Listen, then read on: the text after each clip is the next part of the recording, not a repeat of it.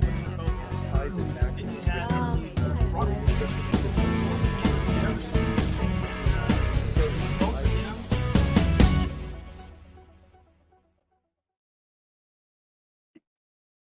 Man, what's going on? Howdy, Michael. What is up? What is up? Come on, William. We got to do it like this. There we go. Oh yeah. There we go. Yep. Thanks for the helping me in the back there, Michael. Come on, boss. My Yeah. mom. Here, I got. I'll put this up right. A dose of what's up? It's a good idea. What's up? Okay, let's get these people here. Eureka, what's going on? Jacqueline Edwards, what's happening? And Lucas, I'm gonna say that. I'm gonna try to say this right, Lucas. Ciego? Did I get that right? I think it's Sego. I think Sego. Yeah, I remember the commercial for the Sega. It was like Sega, and it was a crazy dude that had the little. But anyway, totally different thing. Thanks, well, Lucas is a gamer, so he'll appreciate. Oh, really? He's. Fix your hair. Okay, it's time to fix your hair. We can do this. Fix your hair. It's hair fixing time. Hair fixing. I'd take the headphones off. We grew after that, but we're. Oh, wait, that's that. Good to see you, William. Yeah, what's happening? So we're talking about all kind of fun stuff today. Let me get this back. What's going on with your governor over there in California? Let's see. He went to China, and then now Xi Jinping's coming to California or something. I don't know. Yeah. What is what I've got something here that can spice this up a little bit. Have you seen this? Yeah. Have you seen Let's this? get us started here. Yeah. We'll get there. We'll get there, guys. Yeah. Check this out. You saw it. Let me just play this video right quick. This is Gavin Newsom down there in China, and what I'm gonna tell you what the media has done. If you watch to the very end of the video, they cut out a specific part of this video that's really like, watch this here. Watch this.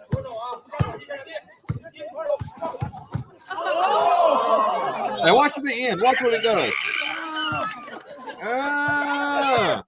Do we need to put Gavin Newsom on the list? Is that where we're at now? Play it again. I don't want to see it. Play it again. There we go. Okay, here we go. All right, here we go. Let me get. I can't Steve him in this, Bam. Okay, he's down. And he goes for the friendly construction worker. Wow. So that's whenever photo ops go wrong. That's him down in Chinatown, And I think what's so ironic about the whole deal is we have Fetterman in the back. Yeah, thank you. And you got you in the back. We got Fetterman in the back that says that at least we've got two Democrats that are running as presidents, and I think one of them was a Biden, and then we've got one that won't even be man enough to say he's really doing it, but doing it. He's talking about Newsom, and that was him down in Chinatown bumping elbows with Xi Jinping, and something that correct me if I'm wrong. For Chinese people to get out of China, it's kind of hard. They don't just get to leave China if they're like, they say, man, this place sucks. I want to go to America. They don't get to do that, correct? And so if you, my wife loves Chinese food. I'm like, I'm not all people are like this, because most of the Chinese people are wonderful people who are like one chromosome from like Christianity, because they use that Uyghur or Falun Gong, which is a real similar religion, and they don't believe in the Communist Party. But most most Chinese people that can leave China and start a business in America are usually backed by a Communist Party entity. Am I wrong about that? Yeah, no, the business side, if you're not, all businesses are owned by all Chinese businesses, all Chinese-based businesses are owned by the state. They may let their people run them, but China gets to do whatever they want. So if you're not loyal to the Communist Party, then you're not green lit to do your business elsewhere. Right. And so when people go to eat at these restaurants, I'm like, are you sure this is a good idea? Because everybody said it's a Taco Bell effect. They go, man, I ate Chinese food, man. And I'm like, and they go Taco Bell. So, these people would not mind at all gathering all kind of data, relaying it right back to China, feeding you the awfulest, nastiest food they can get their hands on for the most expensive price, and they laugh at you the whole time because, but they're so nice. I've said, yeah, they're nice. They'll shake your hand while they pull money out of your pocket. I mean, it's not all Chinese people. Let me correct that. Just the ones that are usually dealing with the Communist Party, because that is what they pray to. They don't have a God. They don't have morals. They just go for the Communist Party. But what's the deal with Newsom going up down there to Chinatown? Do you know anything about that? Well, did you see the movie Looper? Bruce Willis and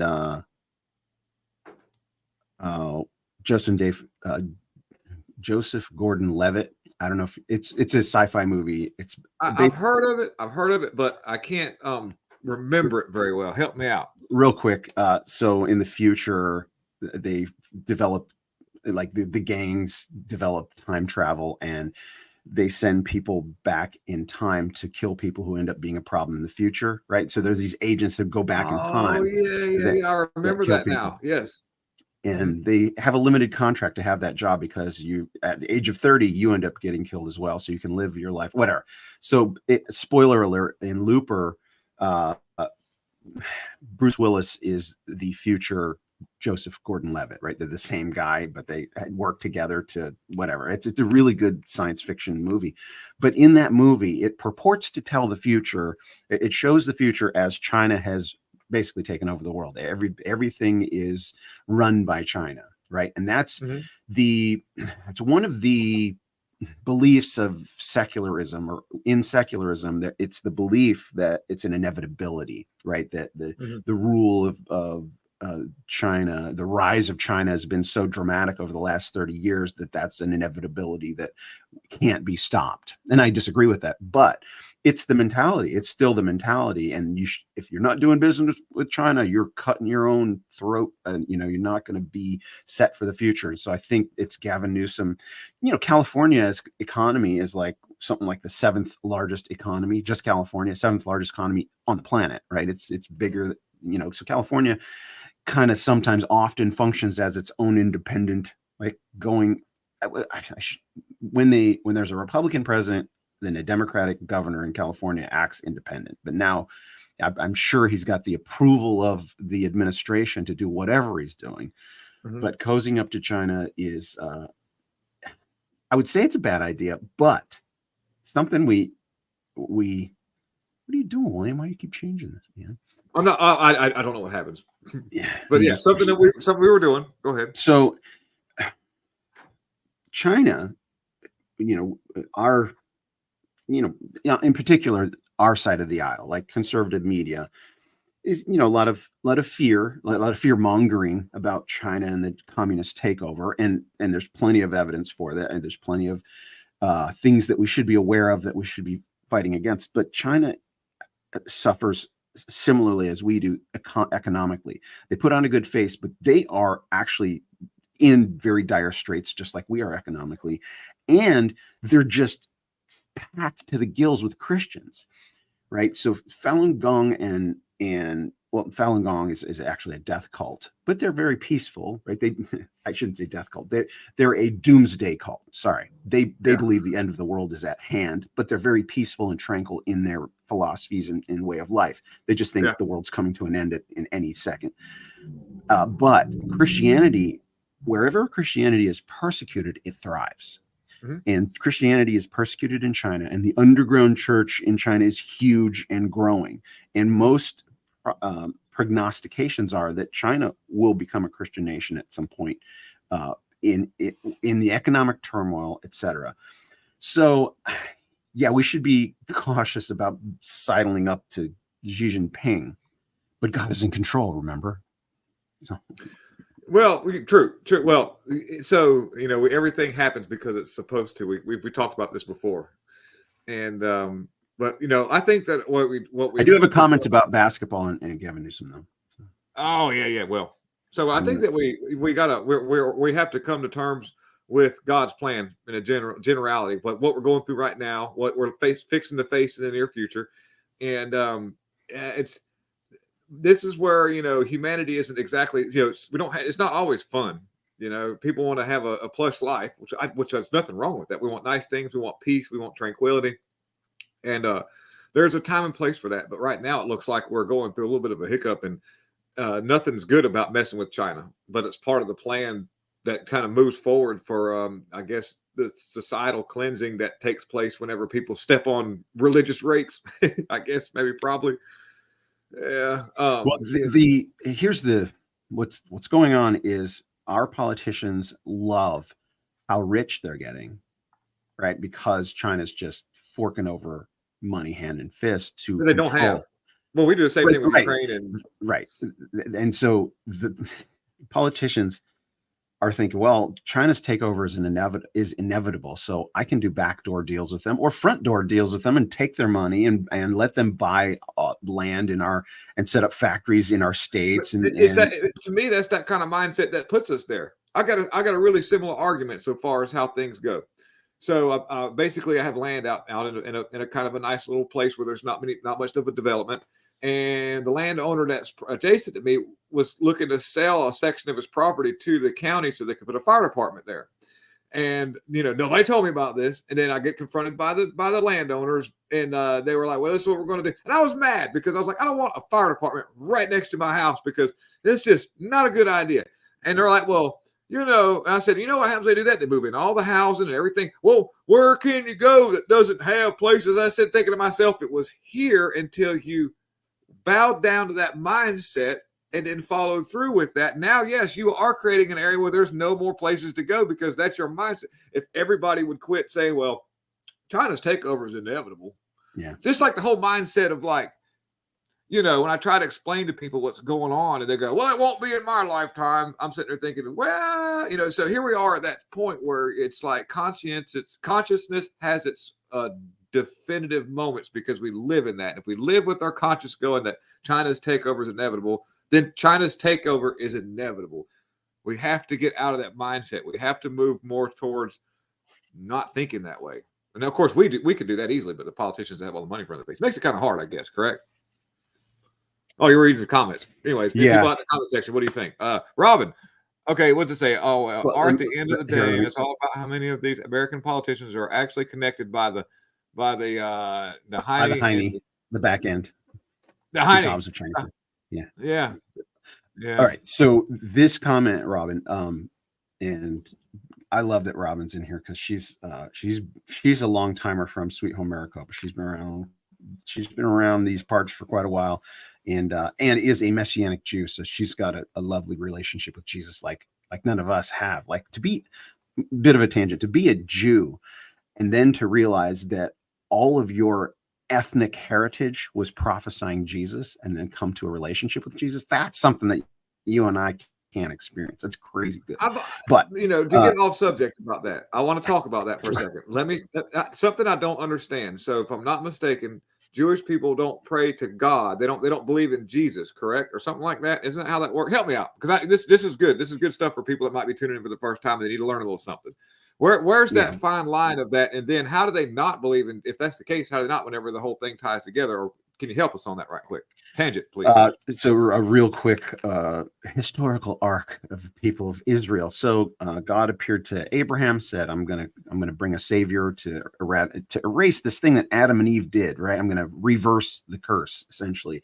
So he appeared to Abraham. So technically, Abraham is the first Jew, but not really, because it was through Sarah that the promise came. Because Abraham had lots of kids.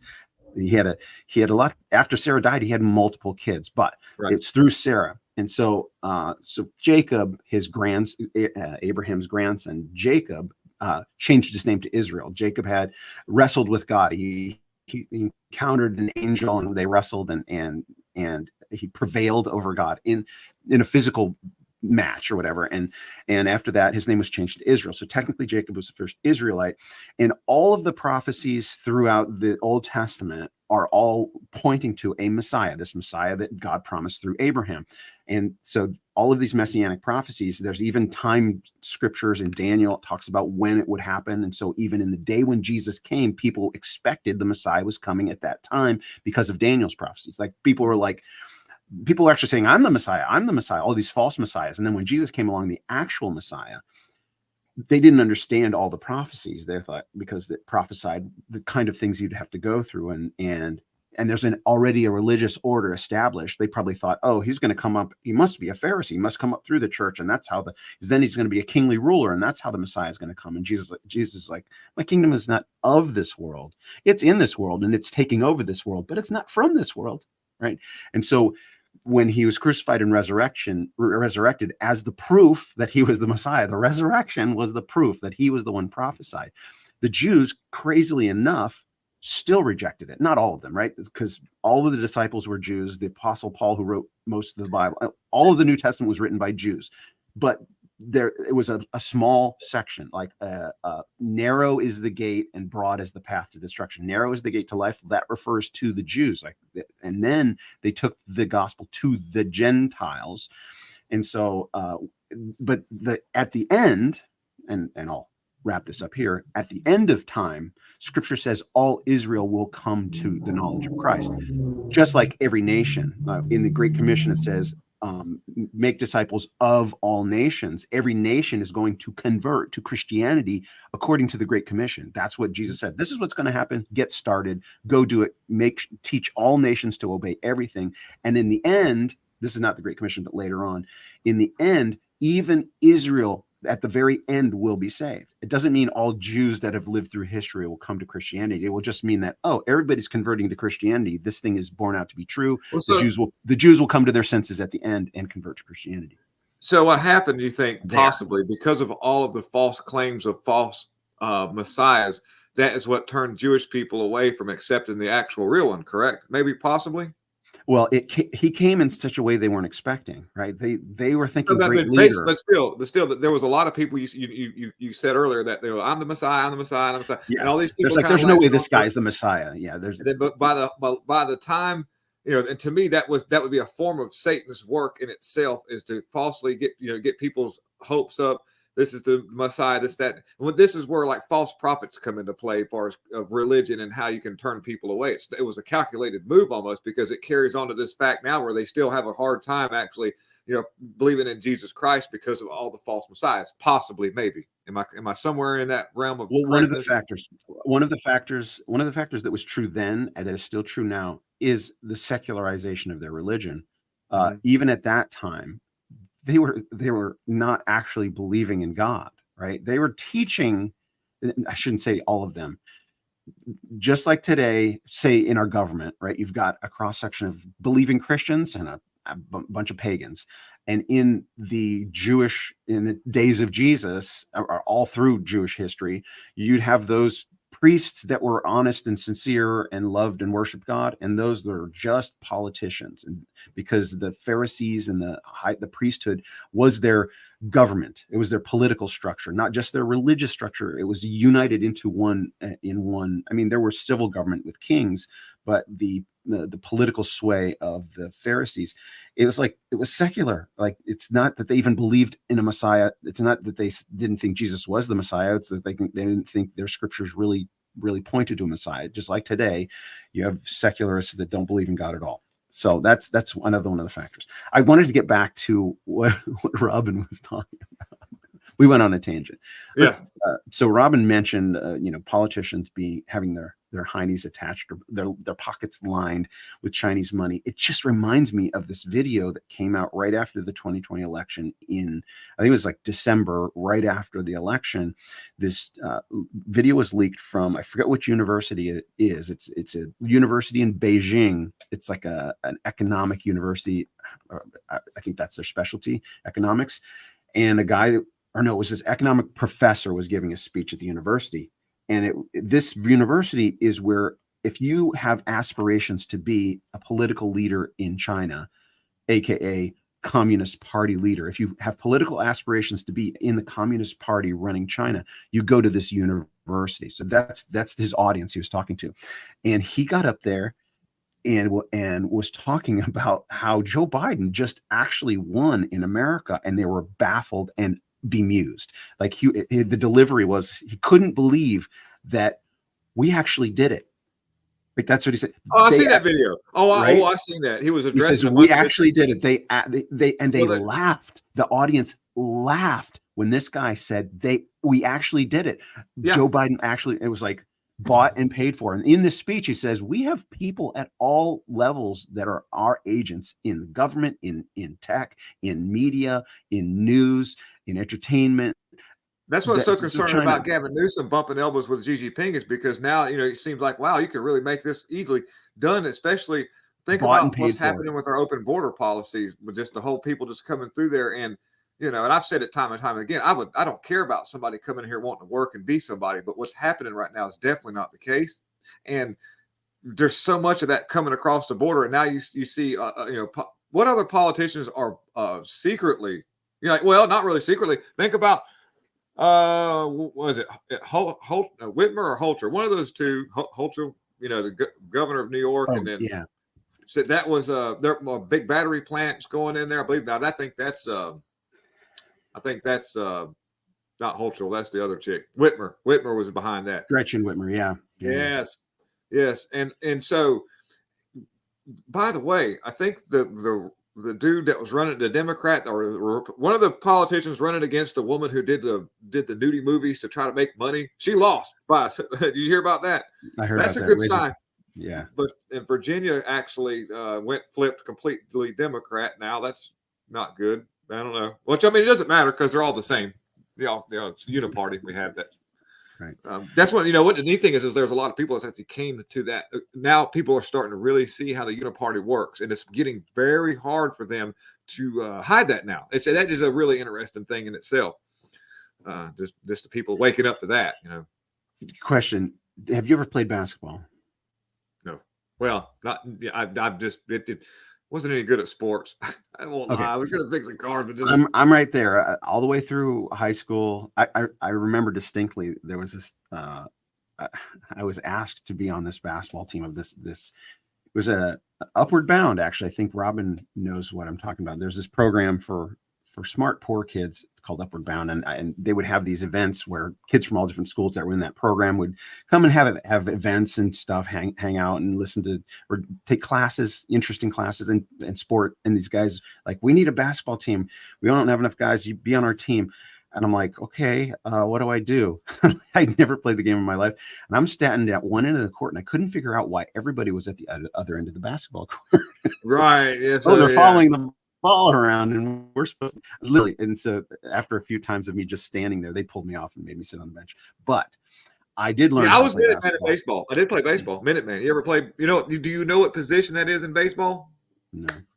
Minuteman. You never heard of this before? No. It's like, okay, you're playing baseball. You're like maybe 12 or 13 years old. You look at the coach and be like, "Can I get out there and play?" Look at you go in a minute, man. Oh, got it. Yeah. Perfect. Yeah. Yeah, I left field guy. So I don't know. I could do so many awesome things, but sports was never one of them. And I'm actually glad because it seems to be there is an evil intent behind that whole scenario once you get deeply involved in it. When I see how it plays out, when I see what's going on in the mainstream, I'm glad I'm not sucked into that. I don't even, people are like, "Did you watch the race?" Because I work on cars and stuff. And I go, "No, no, I did not watch the race." That's a thing every now and then that crosses my mind, especially because what I'm working on. There are all kinds of there's audiences, bubbles, right? There's people that are fans of different things all the time. There's concert tours going around the world all the time. There's huge events happening all the time. And if you're just in your own little thing, you can forget that that's happening, that people care about. But I did learn how to play basketball afterwards. Like when I was, college age at my church, these guys invited me into a church league and they found out that I couldn't really play. And one of the guys pulled me aside independently once a week, taught me the basics, and I fell in love with the game. So I did learn to play basketball. So when I watched that clip of Gavin Newsom, he's got moves. He does. He actually, I could tell this guy probably grew up playing basketball, maybe played on his high school team, maybe played on his college team. He's got a few natural moves because it's not forced when he goes behind the back and it's smooth. And so that move he put on that kid, normally there'd be like a 250-pound defender standing there that he would kind of brush past or bump into. So it was muscle memory. I could tell it was muscle memory for him about to put on a move that he would have normally done. And there's a 3-foot little kid standing there. And so I personally, when I see that, obviously it's embarrassing and the right will take it and, and blow it up and see how, make him look like a buffoon and an idiot.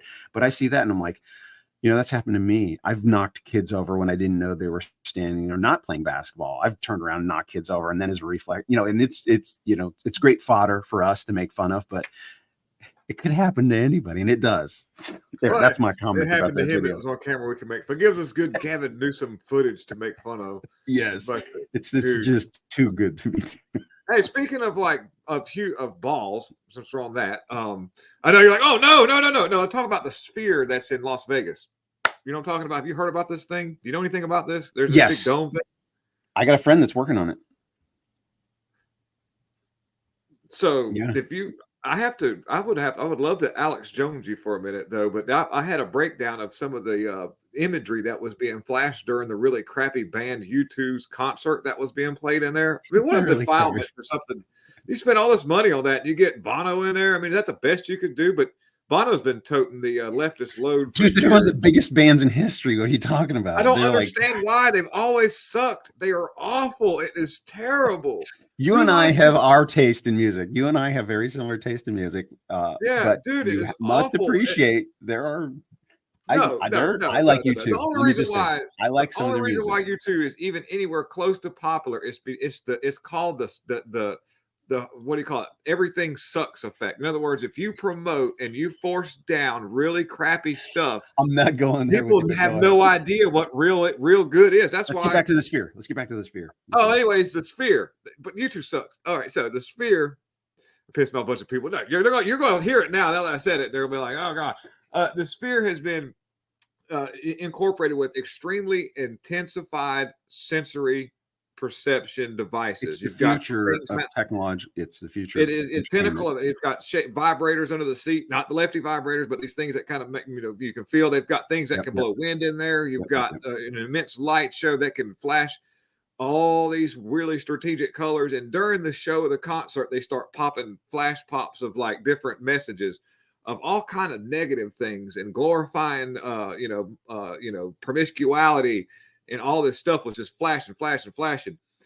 And I'm like, they just built the biggest psychological operation device known to man. I mean, like say for instance, because the MK Ultra is somebody, you've got to find a willing subject, right?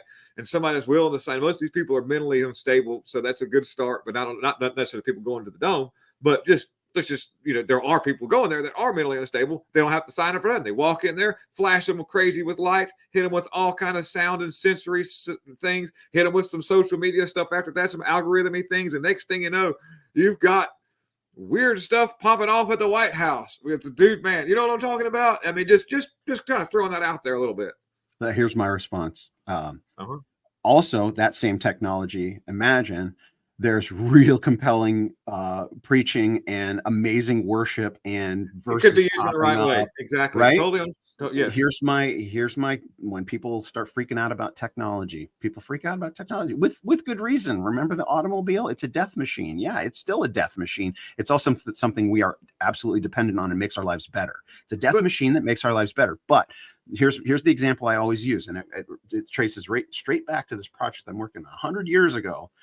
It was the telegraph, right? The telegraph, right? So there was a guy who was the boss of this nation. Actually, before he was the boss of this nation, before he was the inspiration for that guy with the funny mustache in World War II. This is the guy who gave him all his ideas.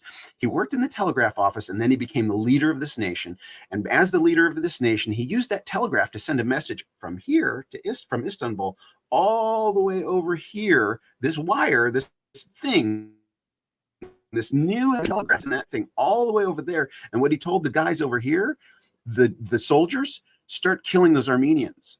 He used the telegraph to instantly send death across his nation. And you imagine those Armenians would go, the telegraph killed all our people. That evil, evil telegraph. I wish it had never been invented.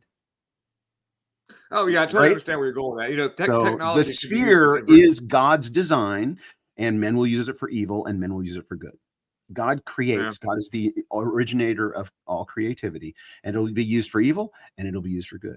And we're going to use it for good. I think we've been honored with a wonderful troll. We got 50 seconds left, but look, Kenneth was like trolling. I think so. Kenneth is one of my buddies. Kenneth is on Bible every morning. He's coming in. I don't know. Oh, okay. I love trolls though. That's the thing about I'll never put down a troll. I love when they come in. I didn't know if it was or not, but those are the most fun to have in your comment sections because I love interaction like that because the echo chamber that we get into is really, I hate that. When I see somebody come out from the middle of nowhere, it's like I'm like, yes, okay, good. And so, anyways, but Kenneth, yeah, lots of love. We're not. He says boredom. I don't know what that means. We're probably bored. You have to go back and scroll through the message. He's either bored with me or he's talking about something else. I don't know. No, well, because I'm quick to always really look deep into subjects because I understand the power of what we have as technology and how fearful we should be of it to use it. We got to wrap this up. We're at 30 minutes. We need like an hour. We have a lot of fun. We do. I know. Love you, brother. Good to see you.